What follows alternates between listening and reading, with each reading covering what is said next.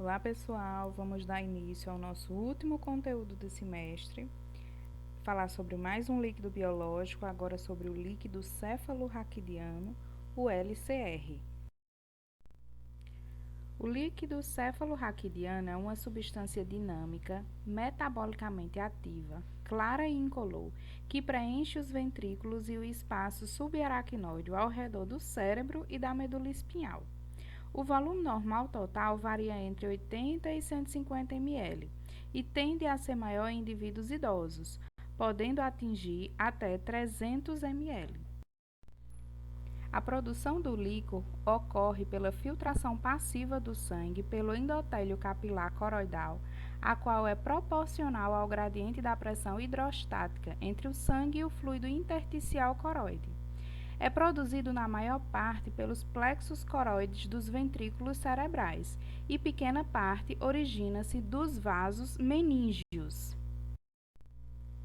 Esse líquido apresenta diversas funções, entre elas, fornecimento de nutrientes essenciais ao cérebro, remoção de produtos da atividade neuronal do sistema nervoso central e proteção mecânica das células cerebrais. As indicações de análise do líquor são suspeita de meningite, hemorragia subaracnoide, neoplasias do sistema nervoso central, neurocisticercose e doenças degenerativas do sistema nervoso central. Para a coleta do material, existem 3 vias clássicas para realizar, sendo a lombar a mais utilizada na rotina, seguida pela suboccipital ou cisternal, e, por último, via ventricular, como pode ser observado na imagem.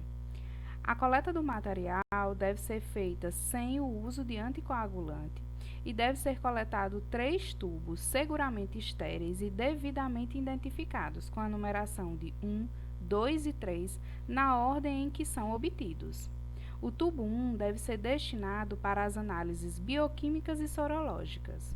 O 2, destinado para as análises microbiológicas, e o 3 para as análises celulares. Na imagem, podemos observar uma coleta lombar. Na coleta lombar, deve ser realizada entre a L3 e a L4, podendo também ser realizada entre a vértebra lombar 4 e 5, e também tendo a possibilidade de ser realizada entre a L5 e o sacro. Nesse slide, há a representação dos tubos de coleta do líquor, a sequência de tubos que foi coletado o material.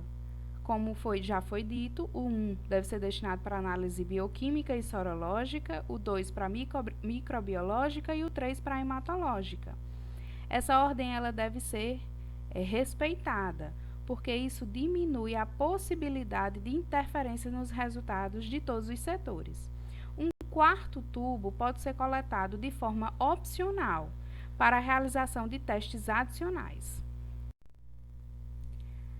A observação visual da coloração e do aspecto do LCR é a etapa inicial da análise e pode fornecer importantes informações diagnósticas. O líquor, em condições normais, é incolor, como água de rocha. Porém, em condições patológicas, pode apresentar alteração na coloração.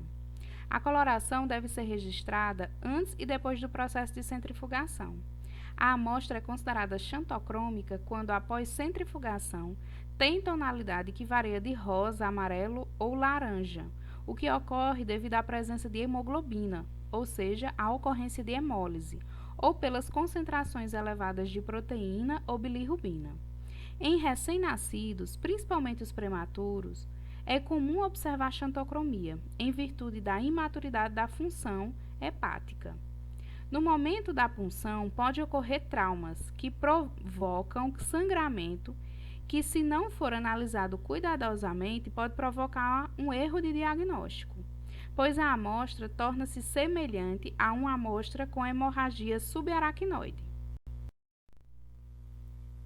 Entre os procedimentos utilizados para distinguir um acidente de punção de uma hemorragia subaracnoide estão o método dos 3 tubos. Em uma situação de acidente de punção, o primeiro tubo terá maior quantidade de sangue do que o terceiro tubo. Processo de coagulação. O LCR é incapaz de coagular devido à ausência de fibrinogênio. Quando é observado coágulos nesse material, fica claro a contaminação devido a um acidente de punção. E a cor do sobrenadante, quando é devida a uma hemorragia subaracnoide, ele tem sobrenadante xantocrômico.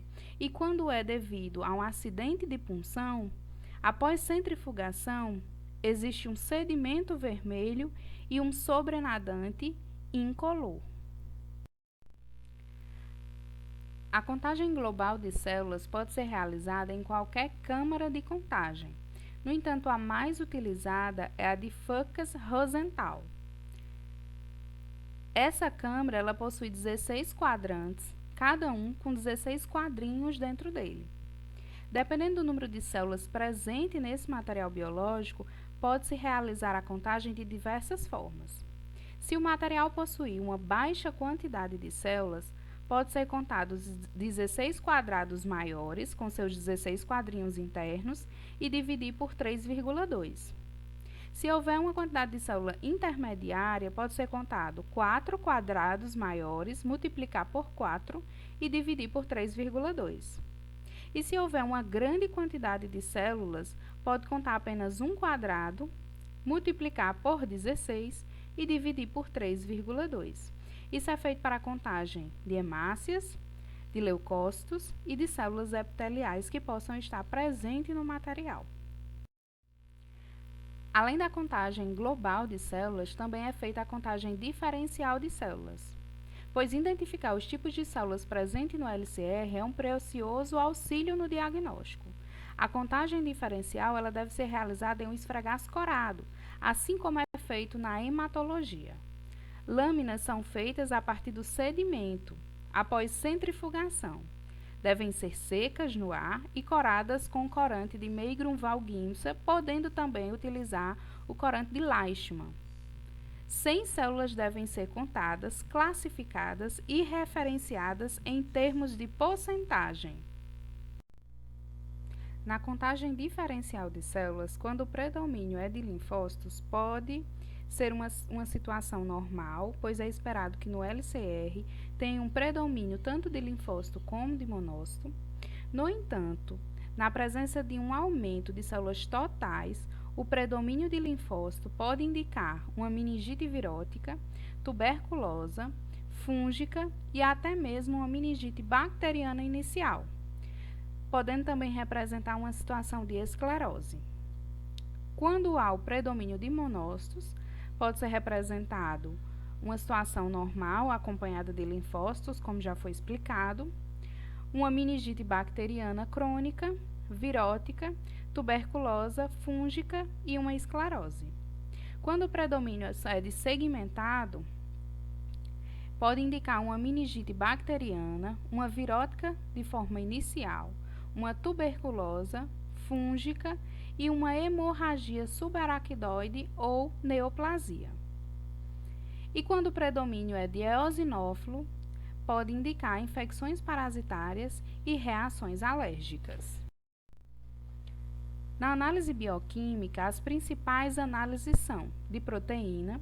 Valores elevados são frequentemente observados em meningites hemorrágicas e escleroses múltiplas.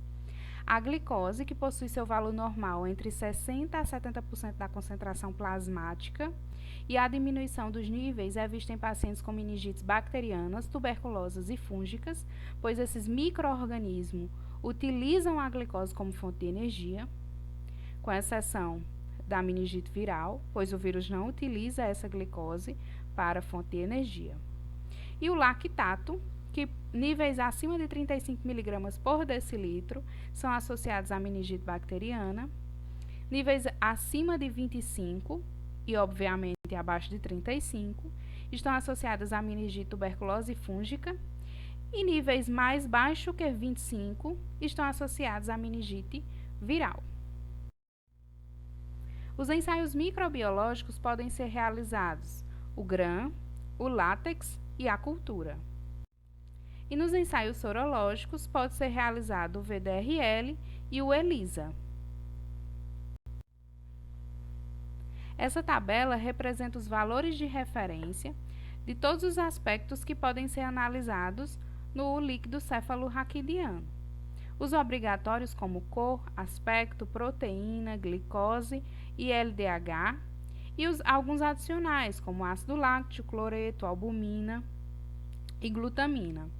E a contagem de células, leucócitos totais e citologia diferencial. A tabela representa a possibilidade de diagnóstico dos diferentes tipos de meningite e as características de cada uma delas. A elevada contagem de glóbulos brancos ocorre em todos os tipos de meningite. Na bacteriana, temos predomínio de neutrófilos, na viral, predomínios de linfócito, na tuberculosa e na fúngica, temos predomínios de linfócitos e monócitos. Em todas as meningites, há elevação da concentração de proteína, de forma moderada na tuberculosa e na fúngica. A glicose, na bacteriana, na tuberculosa e na fúngica, ela se apresenta diminuída e vai estar normal na meningite viral.